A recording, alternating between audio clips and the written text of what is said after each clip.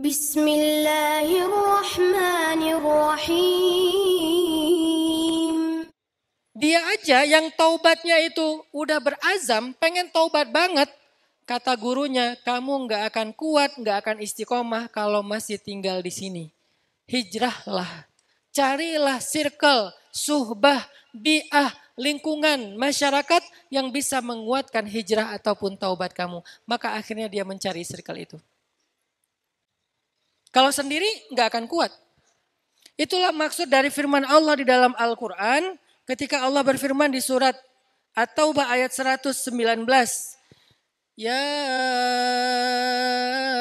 ayyuhalladzina amanu. Wahai orang yang beriman. Ini bukan wahai manusia, wahai orang beriman. Artinya imannya udah baik, imannya udah benar. Ya ayyuhalladzina amanu taqullah. Wahai orang yang beriman, bertakwalah kalian kepada Allah. Wahai orang yang beriman, taatlah kalian kepada Allah. Wahai orang yang beriman, jadilah kalian orang yang multazim, orang yang mutadayin, orang yang istiqomah di jalan Allah. Gimana caranya menjadi orang yang taat, yang bertakwa, yang istiqomah? Kata Allah, wa kunu ma'as sadiqin. Kunu ma'as sadiqin. Kunu. Apa arti kunu? Jadilah kalian.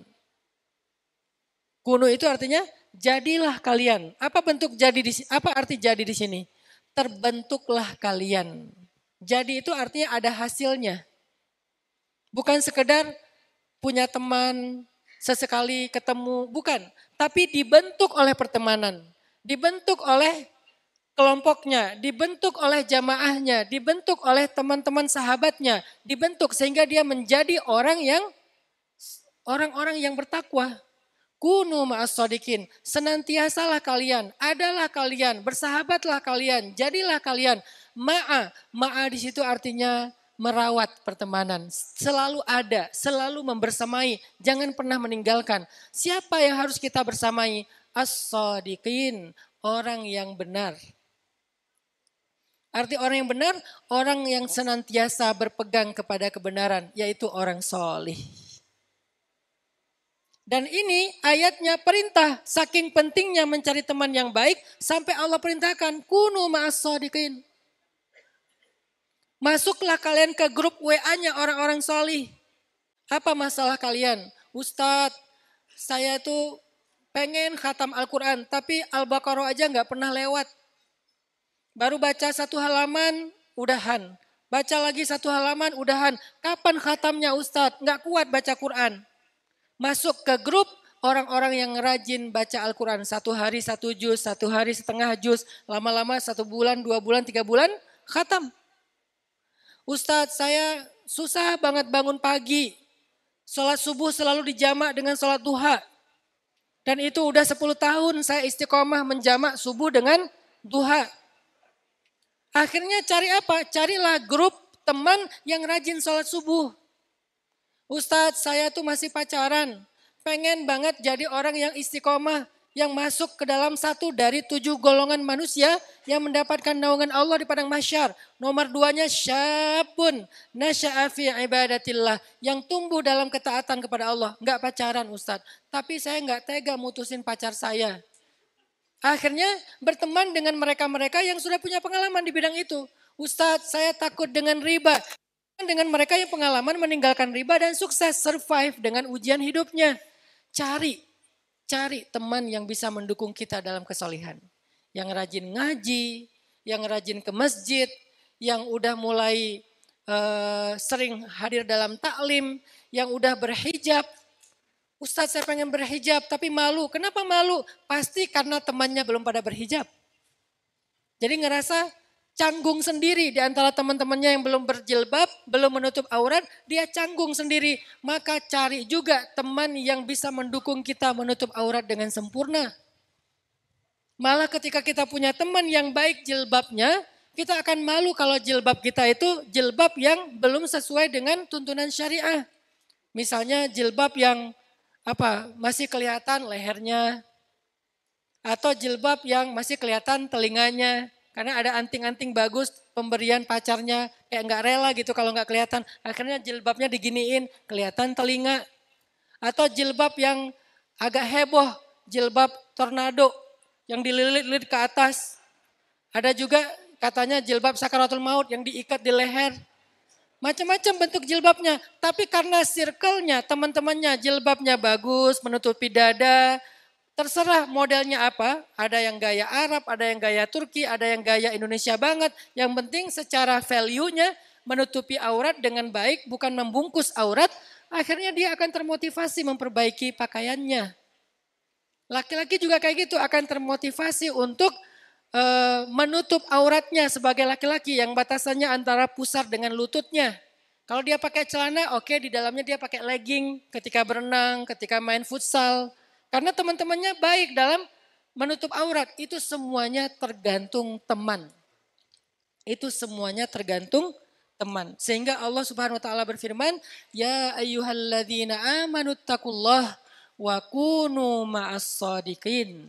Wahai orang yang beriman, bertakwalah kalian kepada Allah dan senantiasalah kalian dengan orang-orang yang solih atau orang-orang yang benar. Teman-teman yang dirahmati Allah Subhanahu wa taala, satu siang seorang sahabat namanya Hanzalah lagi duduk di pinggir jalan sambil dia megang kepalanya begini. Kayak orang yang lagi sedih. Dia duduk kepalanya dua-duanya, dua tangan dia pegang kepala. Lagi galau, lagi sedih, lagi kayak sedang banyak masalah. Ketika Hanzalah lagi kayak gini sendiri di pinggir jalan, tiba-tiba sahabatnya Hanzalah lewat, namanya Abu Bakar As-Siddiq. Abu Bakar kemudian duduk di sebelah Hanzalah bertanya, "Ya Hanzalah, mal humum?" Wahai Hanzalah, kamu kenapa? Kamu lagi sedihin apa? Kamu lagi ada masalah apa? Mal humum ya Hanzalah. Ada masalah apa wahai Hanzalah? Kemudian Hanzalah mengatakan, "Ya Aba Bakrin, qad nafaqa Hanzalah." Hanzalah itu sudah munafik wahai Abu Bakar. Hanzalah itu sudah munafik wahai Abu Bakar. Abu Bakar heran. "Madza taqul?" Apa yang kamu katakan? Apa maksud kamu? Kenapa kamu bilang kamu sudah munafik? Ya Aba Bakrin, wahai Abu Bakar. Kalau saya ketemu dengan Nabi, saya duduk di sebelah Nabi, saya ngerasa iman saya naik luar biasa. Sampai seolah-olah saya bisa mencium aroma surga. Jarak saya dengan surga cuma sejengkal saja wahai Abu Bakar. Tapi begitu saya pulang ke rumah, saya pergi ke pasar, saya jauh dari Rasul, iman saya turun seturun-turunnya sampai seolah-olah jarak saya dengan neraka itu cuma sejengkal. Berarti saya ini enggak benar wahai Abu Bakar. Saya ini sudah munafik wahai Abu Bakar.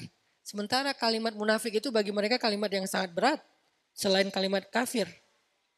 Bahkan munafikun, innal munafiqina fid darkil asfali minan nar.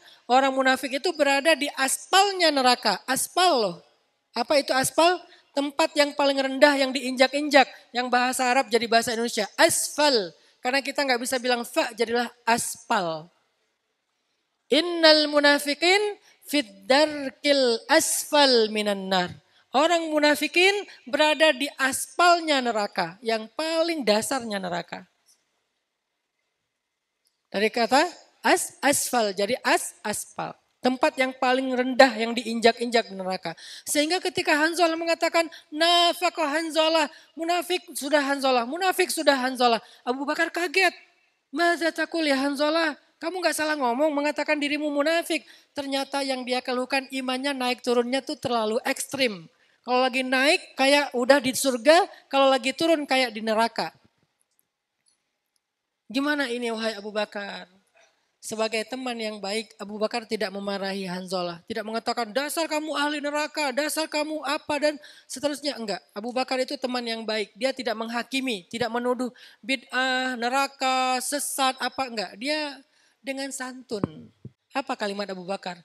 Ya Hanzalah, aku pun demikian. Ini pertemanan namanya. Bukan menggurui, tapi ingin menjadi sahabat yang sama. Aku pun demikian wahai Hanzalah.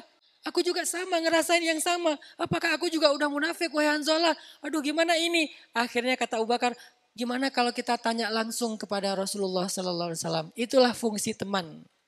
Dia tidak selalu punya jawaban dari pertanyaan kita. Tetapi setidaknya dialah yang mengajak kita untuk mencari jawabannya. Syukran ya Rabbi, syukran. Hadaita qalbi, syukran.